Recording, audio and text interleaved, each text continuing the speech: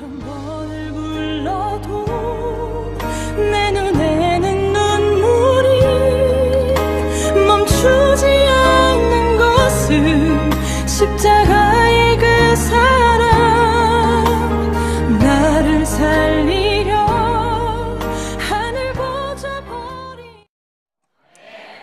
주님을 찬양합니다. 건강하시기 바랍니다. 축복합니다. 내 영혼이 잘됨같이 범사가 잘되고 강건하신 축복이 우리 모두에게 있으시기를 바랍니다. 축복합니다. 특별히 우리 목사님 축복합니다. 강건하시도록. 예. 지난주에 우리 귀한 말씀으로 은혜 받았습니다. 잘 먹어야 한다. 오늘은 좋은 말 복된 삶, 이런 제목으로 여러분 함께 나누기를 원합니다.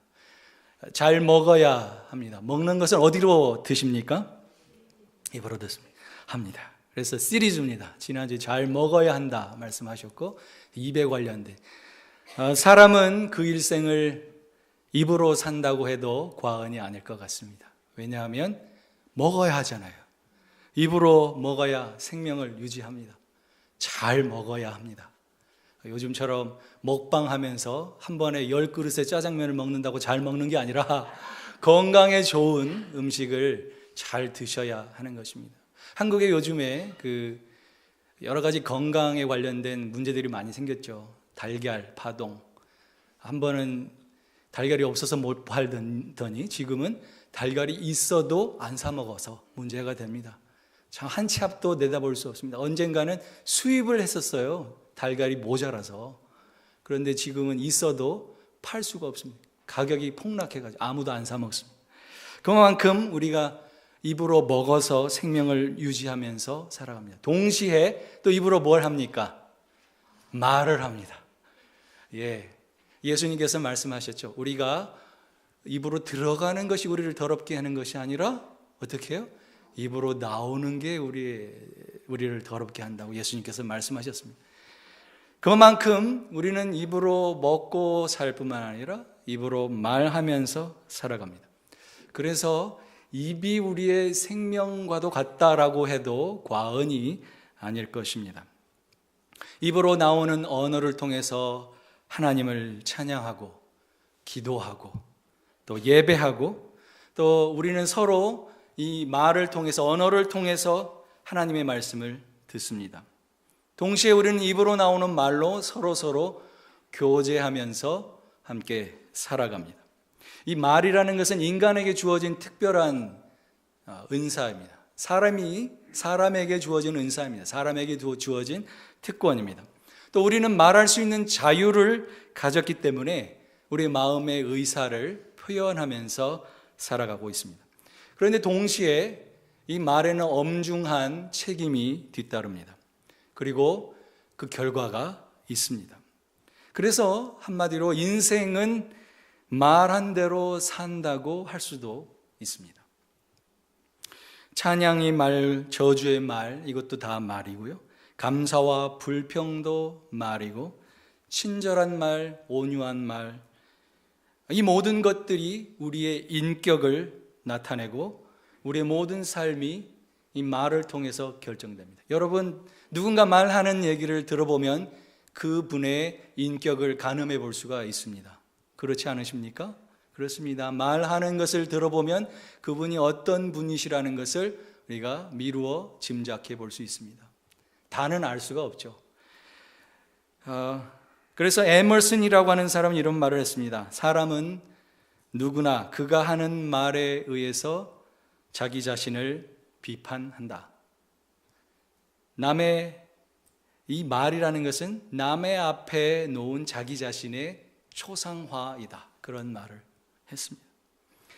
말은 곧 인격이요, 삶이요, 사상입니다. 말이라는 것을 좀 달리 표현해 보면요, 말이 마음에 있으면 사상이 되고요, 그리고 말이 입을 통해 전달이 되면 언어가 되고요, 말이 이렇게 고정이 되고 이렇게 굳어지면 그것이 뜻이 됩니다. 그리고 말이 행동으로 표출이 되면 그것이 행위라고 말을 합니다. 우리는 우리가 말하는 만큼 인생을 살아간다고 해도 과언이 아닙니다. 우리가 말한 만큼 행복할 수 있고 우리가 말한 만큼 성공의 자리로 나아갈 수 있습니다. 또 우리가 이 말을 통해서도 건강으로 나아갈 수도 있습니다. 왜 그런가 한번 살펴보겠습니다. 내가 무슨 말로 인생을 살 것인가, 이만큼 말이라는 게 중요한 것인데, 오늘 귀한 하나님의 말씀은 우리의 언어의 삶에 대해서 귀한 지침을 들려주고 계십니다. 이 중대한 교훈 오늘 말씀에서 우리에게 증거해 주시고 계시는데요, 20절 말씀 첫 번째, 이 말이라는 것은 생명력이 있다라는 것을 말씀해 주십니다. 씨앗과 같이 생명력이 있습니다. 씨를 처음에 볼 때는 씨가 전혀 어떤 변화가 안 보일 것 같죠. 그것을 물 속에 담고 물이 흡수되면 무슨 일이 벌어집니까? 거기에서 조그만 뭔가 움이 트면서 뿌리가 자라고 싹이 나면서 자라납니다. 그런 것처럼 이 말이라는 것은 생명력이 있다는 것은 오늘 말씀 우리에게 해주십니다. 20절 말씀 한번 같이 보시겠습니다. 사람은 이브에서 나오는 열매로 하여 배부르게 되나니 곧 그 입술에서 나는 것으로 만족하게 되느니라. 아멘. 놀라운 말씀입니다. 다시 말하면 입에서 좋은 열매가 나오면 좋은 것으로 우리가 배가 부를 것이고, 입에서 나쁜 열매가 나오면 어떤 열매로 배부를까요? 그 나쁜 열매로 배부르게 된다는 것입니다. 그리고 21절 다시 한번 보시겠습니다. 심지어 이 말은 어떤 특성을 가지고 있냐면요, 죽고 사는 것이 혀의 권세에 달렸나니 혀를 쓰기를 좋아하는 자는 그 열매를 먹으리라. 심지어 죽고 사는 것조차도 이 말에 달려있다라는 말씀입니다. 이 짧은 두 구절에 열매라는 말이 두 번이 나옵니다. 20절에도 열매라는 말이 나오고 말씀이 나오고 21절에도 열매라는 말씀입니다. 말은 생명력이 있어서 씨앗과 같다라는 것을 보여주고 계십니다. 성경 말씀은 갈라디아서 6장 7절에서 8절 말씀에 이와 같이 말씀합니다. 스스로 속이지 말라. 하나님은 만홀히 여김을 받지 아니하시나니 사람이 무엇으로 심든지 그대로 거두리라. 자기의 육체를 위하여 심는 자는 육체로부터 썩어진 것을 거두고 성령을 위하여 심는 자는 성령으로부터 영생을 거두리라. 이 말이 씨앗과 같으면 그 말하는 대로 곧 씨를 뿌리는 그것대로 우리가 거두게 된다는 말씀입니다. 이 엄중한 말입니다. 곧 보통 우리는 말에 그냥 나오는 대로 할 때가 참 많이 있습니다. 그냥 내뱉어지는 대로 할 때가 참 많이 있습니다. 그런데 이 말이 우리의 삶을 좌지우지하고 삶과 죽음까지도 좌우한다면 이 말이 얼마나 중요한 것인가 각성하게 되는 것입니다. 하나님의 말씀은 많은 부분에서, 굉장히 많은 부분에서 말을 조심해야 된다고 말씀해요. 왜냐하면 좋은 열매를 우리가 거두기를 원하시기 때문입니다. 좋으신 아버지 되신 하나님께서 우리에게 말을 조심하라고 하시는 이유는 말이 가진 그 생명력 때문에 그 말의 좋은 말을 통해 좋은 말을 심어 좋은 열매를 맺으시기를 원하시는 아버지의 사랑이 있다라는 말씀입니다. 두 번째, 말이 씨의 생명력이 있을 뿐만 아니라 결국 자라서 열매를 맺는다는 말씀입니다. 근데 이 씨앗이 우리가 말을 할 때 생각해 보십시오. 말을 할 때 어디에 심겨질까요? 말을 듣는 상대방도 생각할 수 있지만 가장 먼저 말의 씨앗이 떨어지는 곳은 여러분의 귀가 몇 개이십니까? 2개입니다. 여러분의 입에서 가장 가까운 곳에 위치하고 있는 것이 바로 우리들의 2귀입니다. 그래서 우리가 말할 때 누가 먼저 들어요? 우리 자신이 들어요. 그러면 우리가 말할 때 그 말의 씨앗이 제일 먼저 떨어지는 곳은 우리의 심령의 밭입니다. 우리의 심령의 밭에 뿌려져서 뿌리가 자라고 줄기가 자라 열매를 맺혀지게 된다는 것입니다. 이건 놀라운 말입니다. 그래서 대화를 나누거나 여러분의 혼잣말을 할 때에도 주의하셔야 됩니다. 그 말을 여러분의 영혼이 듣고 여러분의 영혼 속에 여러분의 말이 심겨지고 있다는 사실을 기억하셔야 합니다. 그래서 남은 못 알아들어도 자기만 알아듣는 말조차도 여러분의 심령 속에 여러분의 말을 하는 그때 심겨진다는 것입니다. 그래서 선한 말을 할 때는 여러분의 마음 또한 선해집니다. 물론 우리의 선한 마음이 말로 표현되지만 또 그 말이 선포될 그 말이 여러분 속에 심겨지는데, 선한 말을 할 때 그 선한 말은 여러분 속에 심겨집니다. 그리고 그 마음이 선해집니다. 또 반대로 악한 말을 하면 어떻게 될까요? 여러분 마음속에 악한 마음이 증대되게 됩니다. 그 더러운 말을 하게 되면 듣는 사람이 영향을 받기 전에 이미 자기가 그 더러운 말로 인해 더럽혀지게 되는 것입니다. 내 인격이 그 말로 말미암아 추해져 버립니다. 마음이 마음에서 나오는 것이지만 그 마음 또한 그 말에, 마음에서 나온 말에 영향을 받는다는 것입니다. 여러분, 우리가 입에 담을 수 없지만 누군가로 욕을 듣는다고 생각해 보십시오. 욕을 하려고 했다고 생각해 보십시오. 저는 그런 생각만 해도 막 가슴이 벌렁벌렁합니다. 심장이 벌떡벌떡 뜁니다. 막 두근두근 거립니다. 그만큼 영향을 준다는 거 아니겠습니까? 그래서 야고보서 3장 4절에서 5절에서 이렇게 말씀하십니다.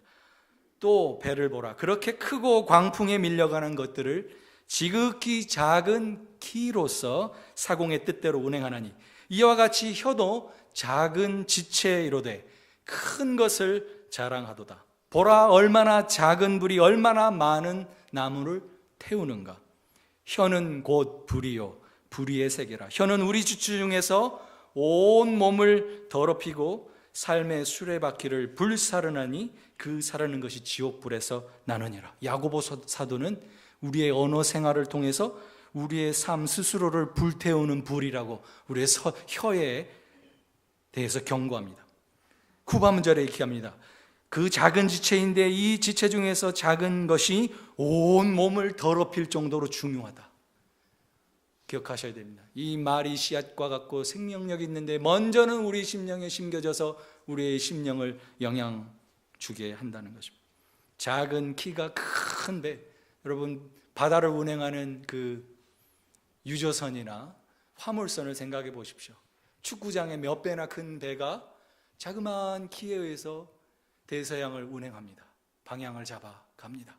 우리의 혀는 그와 같이 작은 키와 같아서 여러분의 인생의 항로를 개척해가는, 방향을 잡아가는 그와 같은 역할을 합니다.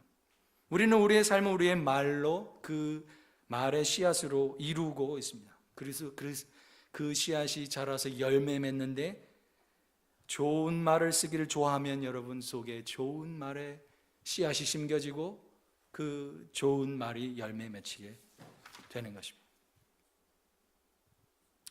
여러분, 미고사축이라는 말을 들어보신 적 있으십니까? 좋은 말이 이런 것입니다. 미고사, 한번 따라해 보시겠습니까? 미고사축. 근데 미라는 말은 무슨 말일까요? 네, 미안합니다 그 뜻입니다. 한번 해보시죠. 미안합니다, 미안해요. 두 번째, 뭘까요? 그렇습니다. 고맙습니다, 감사합니다, 그 말입니다. 사랑합니다, 사랑합니다.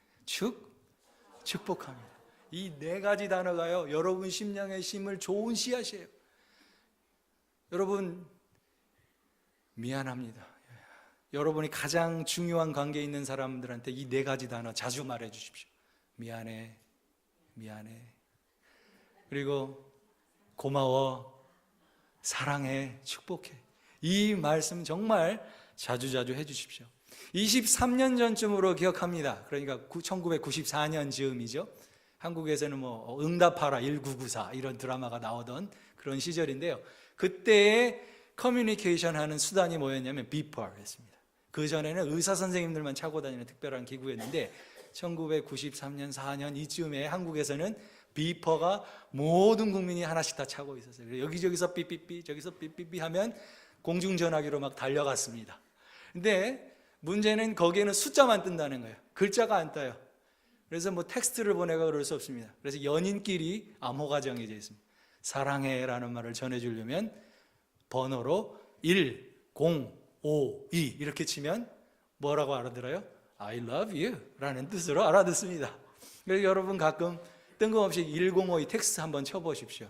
이게 뭔 뜻이야 그러겠죠? 그러나 그게 love, L-O-V-E하고 비슷하니까 1052 이것을 우리는 암호로 정하자. 그럼 10 삐리리 울렸는데 여기 1052 딱 뜨면 자기 애인이 나너 사랑해 라고 하는 겁니다. 그런데 한 번으로 모자라요. 그래서 1052, 1052, 1052 보통 한 번에 보낼 수 있는 그 번호의 숫자가 정해져 있어요. 근데 거기다 하나 더 더해요. 012 뭐예요 그게? 그렇습니다. 이게 영어로는 잘 해석이 안 될 것 같아요. 012 왜냐하면 그걸 0, 0, 1 영어로 1 2는 한글로 그게 완전히 콩글리시다 영어다 다 섞였어요.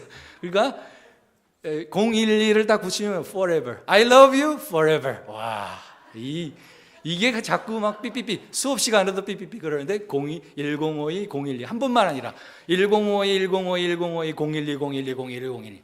와, 예, 우리 인생은 사실 이와 같이 미고사축, 아름다운 말, 축복해 주는 말, 좋은 말이 얼마나 많은데 그것만 해도 인생이 모자란데요.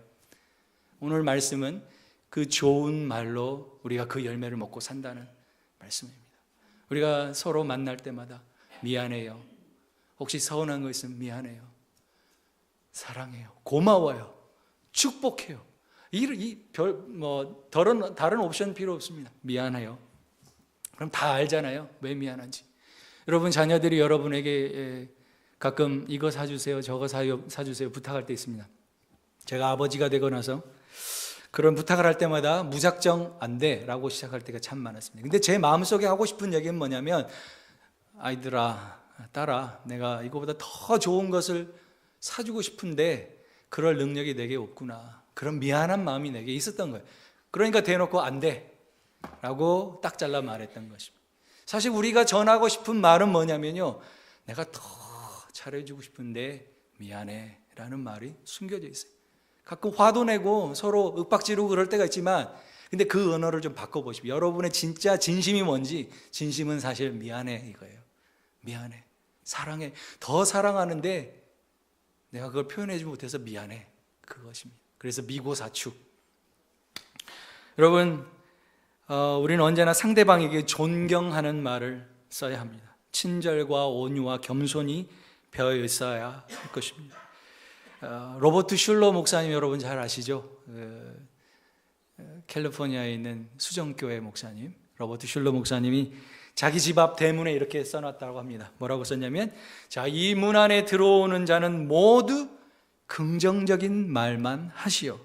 그 말을 하기 싫거든 입을 다 다물고 계시오.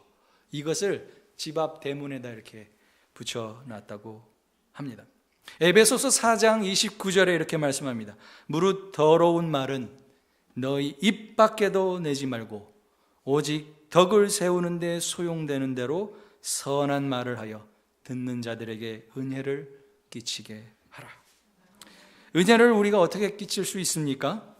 좋은 말, 축복해 주는 말, 격려하는 말, 칭찬해 주는 말, 인정해 주는 말을 통해서 그렇게 축복해 주고 은혜를 끼칠 수가 있습니다. 많은 사람들이 어떤 친구를 원해? 당신의 친구는 어떤 사람이기를 원해? 라고 설문을 해보면 우리 아이들한테도 물어보면요, 첫 번째가 이런 것입니다. 자기를 격려해주고 자기를 기뻐해주고 어제 어떤 얘기를 들은 저희 아이가 친구 집에 갔다 왔는데 끝나고 너무 즐거운 시간 보내고 집으로 보냈는데 다른 친구 아이들이 아이를 들어가지고 차에다 실어줬답니다. 그게 이제 헤어지는 세레모니인데 그것은 무엇을 표현하냐면 너 너무 좋아. 너 나와 함께 있어서 좋아. 그것을 표현해주는 언어가 뭐냐면 들어 올려가지고 차에다 실어줬다는 것입니다. 그런 표현을 해주는 친구가 좋지 비판하고 정죄하고 그런 친구를 좋아하는 사람은 하나도 없는 것입니다. 여러분, 우리의 부모님들 생각해 보십시오. 여러분은 어떠신지 모르겠습니다. 저는 저희 친가 쪽보다는 외가 쪽을 갈 때 너무 좋아요. 외할아버지, 외할머니, 왠지. 근데 친가, 물론 저희 아버지, 어머니 너무 좋으시지만 외가 쪽을 가면 왠지 마음이 너무 좋은 거예요. 왜 그럴까요? 여러분도 혹시 그러십니까? 외가 쪽에 대한 기억들이 좋으십니까? 친가 쪽에 대한 기억이 더 좋으십니까? 반반이신 것 같아요. 그런데 저는 외갓집에 대한 기억이 참 좋습니다. 왜냐하면 힘들고 어려울 때 엄마가 제가 제 고사리 손을 잡고 외갓집을 가십니다. 근데 얼굴이 참 힘들어 하시던 엄마가 외갓집만 다녀오시면 얼굴이 펴세요. 그냥 근심 기미가 사라지세요.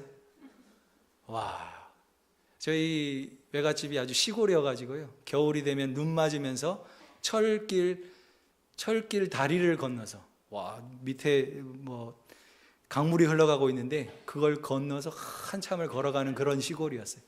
근데 가면 밤새껏 외할머니한테 힘들었던 일, 어려웠던 일 다 얘기하는데 그것을 할머니 다 들어주십니다. 근데 반응이 어땠어요? 네가 잘못해서 그랬어? 그렇지 않으셨어요. 얼마나 힘들었니? 내가 안다. 그 한마디만에 눈물이 핑거면 그 힘들었던 생활이 다 눈 녹듯 사라졌다는 것입니다. 사랑하는 성도 여러분, 교회는 이 외갓집 같은 곳인 것 같습니다. 친정집 같은 곳인 것 같습니다. 우리가 힘들고 이 세상에 시집살이 같은 그 어려운 삶을 살다가 일주일에 한 번 교회에 나와서 하나님으로부터 축복의 말씀 듣고 격려의 말씀 듣고 인정하는 말씀 듣고 너는 내 사랑하는 아들이다, 너는 내 택한 족속이고 왕 같은 제사장이다, 너는 왕자다, 너는 공주다, 이런 말씀을 듣고 새 힘 얻으면요, 우리 어머니처럼 외갓집 한번 다녀오면 우리 집에 돌아오시면요 자존감이 확 올라가셔요. 외갓집에서 바리바리 다 싸우셨거든요.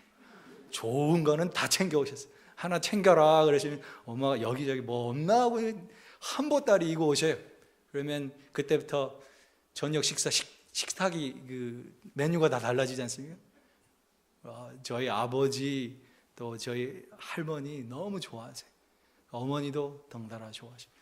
맞습니다. 우리가 교회에 나와서 하나님으로부터 하나님의 축복의 말씀을 듣고 새 힘 얻으면요, 세상에 나가서 우리가 세상을 섬길 수 있는 힘이 생기는 것입니다. 이러한 축복이 우리 가운데 있기를 원하고요, 이 축복을 받고 우리 또한 하나님의 백성으로서 우리의 언어의 삶을 통해 하나님의 축복의 말씀을 세상에 심을 수 있는 저와 여러분 되시기를 축원합니다. 세 번째, 마지막으로 이 말이라는 게 중요한 것은 그것입니다. 그 말 한 대로 하나님께서 심판하신다는 것입니다. 여러분, 굉장히 중요한 말씀입니다. 여러분, 우리가 한 말을 우리가 듣기도 하지만 누가 듣고 계십니까? 우리가 자주 잃어버리는 한 가지가 있습니다. 하나님이 듣고 계신다는 거죠. 우리의 대화 중에 말없이 들으시는 한 분, 대화 중에 계시는 분, 그분이 하나님이십니다. 우리가 한 말을 하나님께서 다 듣고 계십니다. 흔히 우리는 하나님이 말씀하시고 우리는 듣는다 이렇게 생각하잖아요. 하나님 말씀하시고 우리를 듣는다. 그런데 그것뿐만 아니라 하나님의 인격이시기 때문에 우리의 말을 다 듣고 계십니다. 냉정히 생각하면 하나님이 우리에게 말씀해 주실 뿐만 아니라 내 말을 하나님께서 더 듣고 계십니다. 우리가 하나님의 말씀을 들을 생각을 하지 않고 가끔 우리 말만 하기 때문에 대화가 이루어지지 않는 것뿐이지 하나님 우리 말씀을 듣고 계십니다. 그래서 마태복음 12장 36절 37절에 이와 같이 말씀합니다. 사람이 무슨 무익한 말을 하든지 심판날에 이에 대하여 신문을 받으리니 내 말로 의롭다함을 받고 내 말로 정죄함을 받으리라. 예수님께서 하신 말씀입니다. 무슨 무익한 말을 하든지 심판날에 그에 대해 신문을 받으리라. 우리가 무심코 뱉은 그 말조차도 하나님은 들으시고 그 말씀에 대해서 심판하실 것이다. 야고보서 3장 2절에 이렇게 말씀하십니다. 우리가 다 실수가 많으니 만일 말에 실수가 없는 자면 온전한 사람이라 능히 온 몸도 굴레 씌우리라. 우리가 믿음의 온전함에 이르는 사람의 특징은 무엇이냐면요, 말에 실수가 적어지는 것입니다. 우리 예수 믿고 변화되고 우리의 언어의 삶이 변화되고 성장의 척도를 재볼 수 있는 것은 우리가 믿음 안에서 성숙하고 성숙한 만큼 우리의 언어의 삶이 온전해지는데, 온전한 자의 특징은 무엇이냐면 말에 실수가 없고 또는 적은 사람이라는 것입니다. 우리가 실수하지 않도록 조심해야 하는 것은 우리의 말에 대하여 하나님께서 심판하신다는 것입니다. 왜냐하면 거룩한 성도들의 말은 우리 가운데 그 말이 기도가 되어 하나님 앞에 하나님 귀에 들려지기 때문입니다. 그러므로 우리의 신앙생활의 요점은 말로서 하나님께 영광 돌리는 것입니다. 감사의 말을 하는 자에게 감사의 열매가 열려질 것이고, 불평하는 자에게는 불평의 열매가 돌아오게 되는 것입니다. 그런데 그 모든 것이 하나님께 들려진다는 사실입니다. 사랑하는 성도 여러분, 이스라엘 백성들이 광야 40년 동안 가장 많이 했던 말이 무슨 말이었을까요? 불평과 원망의 말이었습니다. 하도 그 얘기를 하나님 들으시다가 민수기 14장 27절과 28절에 하나님의 심정을 토로해 주셨습니다. 이렇게 말씀합니다. 나를 원망하는 이 악한 회중을 내가 어느 때까지 참으랴. 귀가 닳도록 원망하고 귀가 닳도록 불평하니까 하나님이 이렇게 말씀합니다. 나를 원망하는 이 악한 회중을 내가 어느 때까지 참으랴. 이스라엘 자손이 나를 향하여 원망하는 바 그 원망하는 말을 내가 들었노니 그들에게 이르기를 여호와의 말씀에 나의 삶을 가르쳐 맹세하노라. 너희의 말이 내 귀에 들린 대로 너희에게 행하리라. 이 얼마나 주님 앞에서 우리의 마음을 겸비케 하는 말씀입니까? 이스라엘 백성들을 불평합니다. 그렇죠. 물도 없고 길도 없는 그 광야에 나왔는데 차라리 애굽으로 돌아갔으면 좋겠다. 그 마음이 있었지 않겠습니까? 그런데 문득 이 말이 입이 미끄러져서 나왔어요. 그게 무슨 말이에요? 차라리 우리가 애굽에서 죽었더라면, 이 말까지 나와버린 거예요. 물론 그 말이 진심은 아니었겠죠. 그런데 이 말을 누가 들으셨어요? 하나님이 들으셨어요. 그러고는 그 말대로 24일 이상 모든 장정들은 어떻게 됐습니까? 광야 40년에 다 광야에서 묻혔습니다. 그 말대로 됐어요. 왜요? 하나님 말씀했죠. 내 삶을 가르쳐 맹세하노라. 너희 말이 내 귀에 들린 대로 내가 행하리니. 여러분, 이게 얼마나 큰 경고입니까? 여러분의 말을 하나님이 들으시고 그 말한 대로 행하시겠다고. 특별히 기도할 때 기도하는 기도만 들으시는 게 아니라는 것입니다. 여러분이 대화할 때 하는 말, 여러분이 혼자 하는 말, 여러분이 혼자 있을 때 하는 그런 말, 심지어는 무의식 중에 이 혀가 미끄러져서 나오는 그 말조차도 하나님 들으신다고 하니까 이 아침에 그것을 기억했으면 좋겠습니다. 사랑하는 성도 여러분, 말은 씨와 같이 생명력이 있습니다. 그리고 열매 맺습니다. 우리 자신 속에 심겨지고 하나님 귀에 들립니다. 그래서 우리 자녀들에게도 결코 매몰찬 말을 함부로 해서는 안 됩니다. 우리 자녀들도 존중해 주는 말, 우리 자녀들도 어리지만 하나님 앞에서 한 영혼이고 장성한 사람으로 대해 주셔야 됩니다. 어른으로 대해 주셔야 됩니다. 그들에게도 존중하는 말, 좋은 말 해 주셔야 됩니다. 말 한마디라는 짧은 시가 있습니다. 부주의한 한 말 한마디가 싸움의 불씨가 되고 잔인한 말 한마디가 삶을 파괴한다. 쓰디쓴 말 한마디가 증오의 씨를 뿌리고 무례한 말 한마디가 사랑의 불을 끈다. 은혜로운 말 한마디가 하루를 빛나게 한다. 때에 맞는 말 한마디가 긴장을 풀어주고 사랑의 말 한마디가 축복을 준다. 사랑하는 성도 여러분, 말은 씨가 되어 생명력이 있습니다.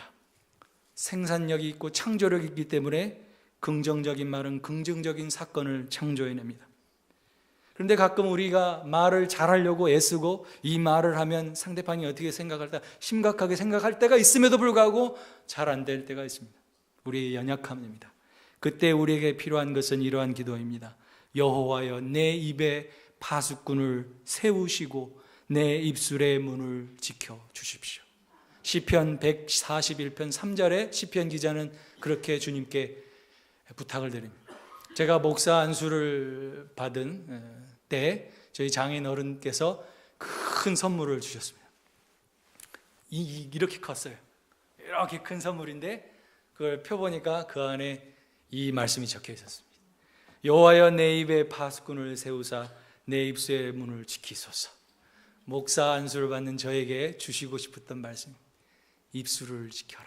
그래서 저희 집에 크게 표구가 되어 있습니다. 미국 올 땐 갖고 오진 못했습니다. 그러나 그 말씀이 저의 가슴에 푹 새겨져 있습니다. 우리의 언어의 생활 참 지키려고 노력해야 되는 것과 동시에 주님께 우리의 입술의 파수꾼이 되어주셔서 지켜주십시오. 혹시 내가 실수하지 않게, 혹시 내가 나쁜 씨앗을 심지 않도록 주님 지켜주십시오. 사랑하는 성도 여러분, 이 땅에서 우리가 우리의 언어의 삶을 살아갈 때 우리의 표상이 되신, 우리의 모델이 되신 분이 한 분 계십니다. 그것은 바로 예수 그리스도이십니다. 우리는 예수님을 바라봐야 합니다. 예수님을 우리의 삶에 모시고 우리의 삶에 예수님의 인격이 드러남으로 우리의 언어의 삶이 예수님의 인자하신 말씀, 예수님의 사랑의 말씀, 예수님의 축복의 말씀이 드러나도록 해야 됩니다.